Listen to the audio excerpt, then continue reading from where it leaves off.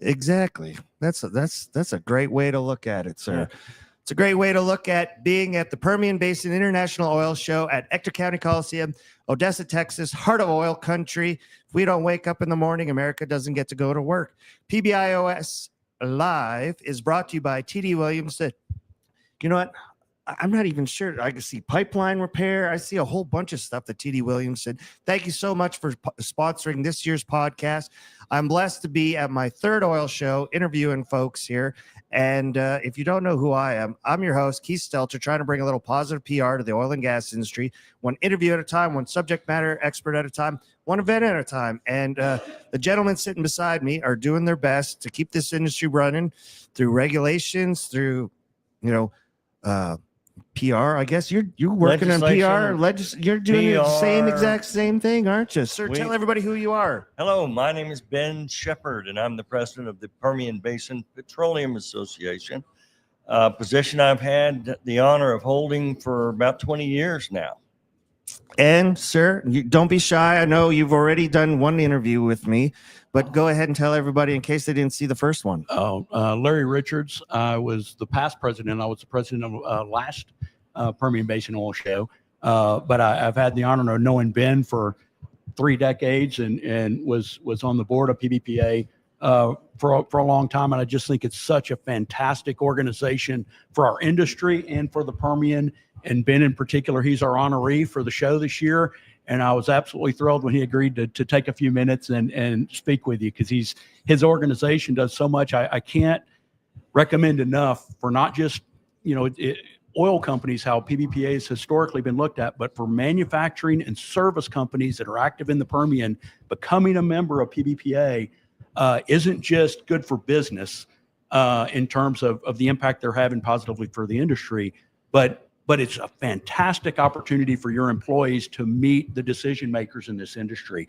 And I can't, recommend more highly to become a member of PBPA and join the industry efforts that Ben's doing.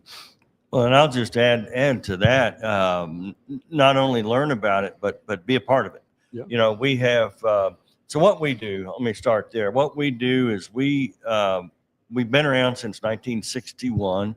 Formed here in Odessa. Most of our members nowadays are Midland Odessa members, but back in the day, the Permian was much more spread out, and companies were in every little small town from Roswell to Carlsbad to Ira Ann, Abilene, et cetera. And, as the industry's consolidated, we our membership has changed, but we've got about 10 different policy committees.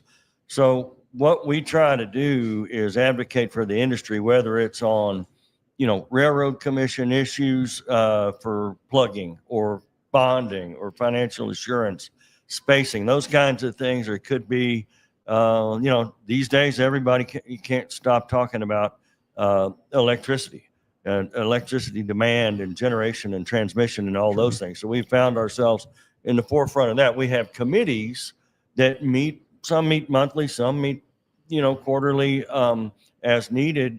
But where, company employees populate, we're a member-driven organization, and people allow their employees to come populate our committees and give us the real policy advice. The people that are doing the work need to explain to us so we can put it in plain old simple English for the politicians and the regulators. Is it more for, the corporate side guys? Is it just for VPs, or is this for salesmen? Is it for the operator out there turning a wrench? Who's your typical member that you target and want to come out? We are as Larry kind of mentioned, we're a very diverse organization. Yes, we have some top level CEOs.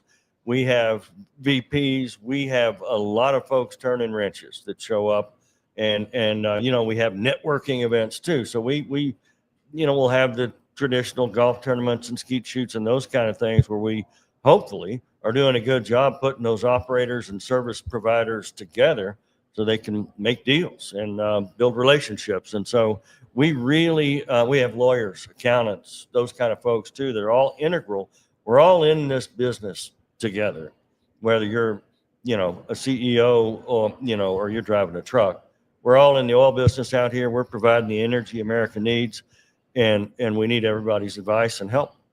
Yeah, Yeah. I would just, follow up to that. Say I've seen that personally. They have an annual meeting that has phenomenal attendance. They bring in speakers from all across the industry that have expertise, and then they have panels with industry leaders.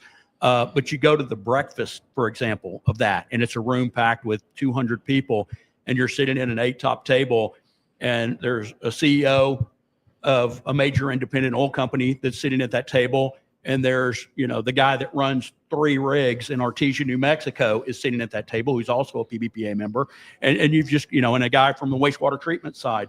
But it's such a neat opportunity to meet people from across the industry that otherwise, you just don't get an opportunity like that to network and meet and actually have a conversation with them. Well, that's right. We didn't have, a decade ago, we didn't really have anybody in the water treatment space, hardly in the industry. And certainly not within PBPA. Now we have quite a few, from some of the bigger guys to a lot of the smaller guys, environmental consultants, those kind of people too. And it's really a diverse, information sharing opportunity that we try to provide. Is it mostly upstream? Is there midstream? Is there a good mix? It's probably 2/3 upstream and then about 1/3 midstream, water management, that kind of thing. We don't mess with the downstream. We're focused on the Permian Basin. So. It's Texas funny. And New Mexico. Yesterday, I was texting someone and wanted him to come for an interview. He's actually in the back of the room right now, and he mentioned, "Boy, you got to come out to the PA, to the luncheons." And now sitting next to you, I sure do get a front seat to ask all the questions. You are always welcome, and you can interview folks, our speakers, and we'd love to have you. How does one find out when the next luncheon? Yeah, funny you should ask. The next one is tomorrow. But tomorrow, right here on the grounds of the ECTOR County Coliseum, right back just here another in RG. reason to come to the PBIOS, everybody.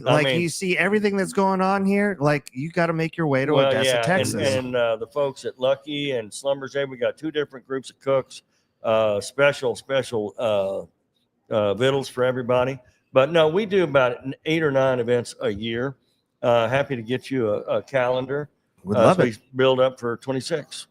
Would love to join. I've tried there was other associations and stuff that I tried joining in the past. Maybe sometimes they went off the rails and whatever, but the oil and gas industry has been great to me and my family. I've got to see travel the world, and it's, I wouldn't be in the position I am today without oil and gas. So I always try to give back in some sort of way. I even started a nice little charity here in the Permian. I clean up trash. We picked up about 140 tons of trash to date. And, this place is always amazing. I can't speak highly enough of it. Well, and that's one of the things that the type of efforts that industry folks give back to the communities, it doesn't get talked about enough.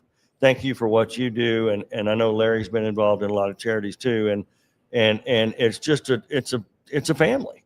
It really is. We try to take care of ourselves, and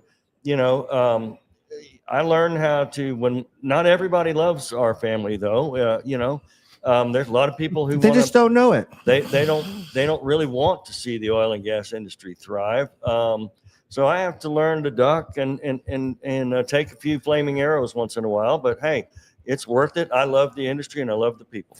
I think a lot of it is to do. Sometimes we don't even know how good we have it. I have this nice belt buckle from the AADE. I was speaking at one of them, and I asked everybody in the room if they really knew the percentage of CO2 in the atmosphere. We always we're making too much CO2. It's real bad. Everything's horrible. There was 110 people in the room, and only 5 people could raise their hands with with confidence to say what it is. And I was like, would you all be shocked to know it's only 0.04%?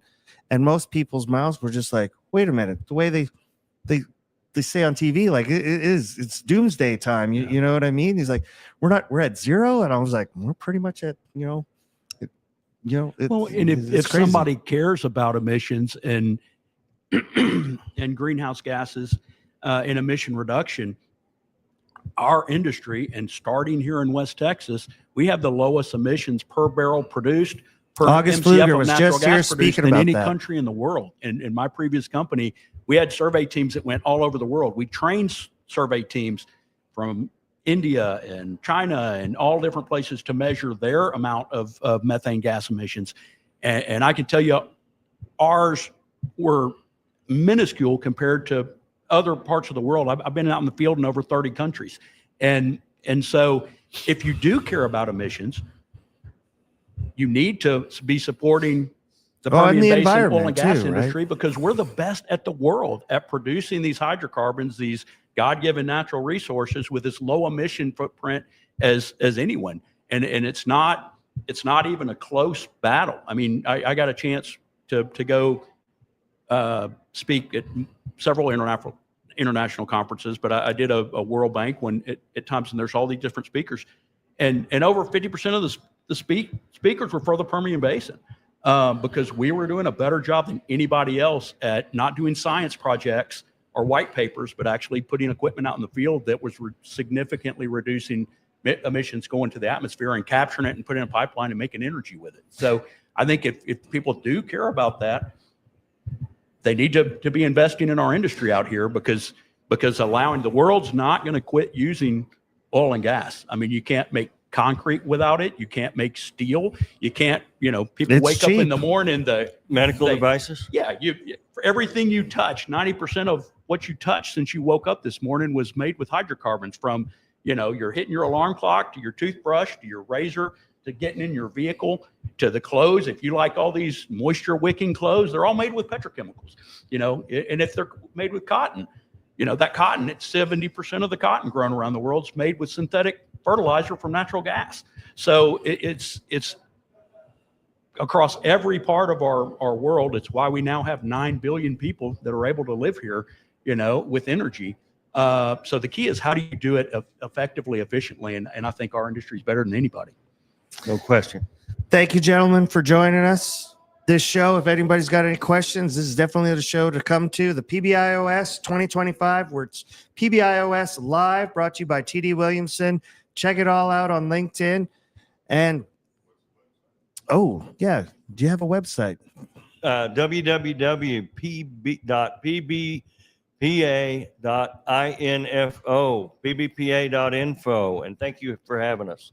Thank you for coming, gentlemen. And until next time, if you can't make it down to the show, tune into LinkedIn and all the other social media platforms for some of the interviews here. Gentlemen, it was a pleasure. Thank you very much. Thank you. Appreciate you having us.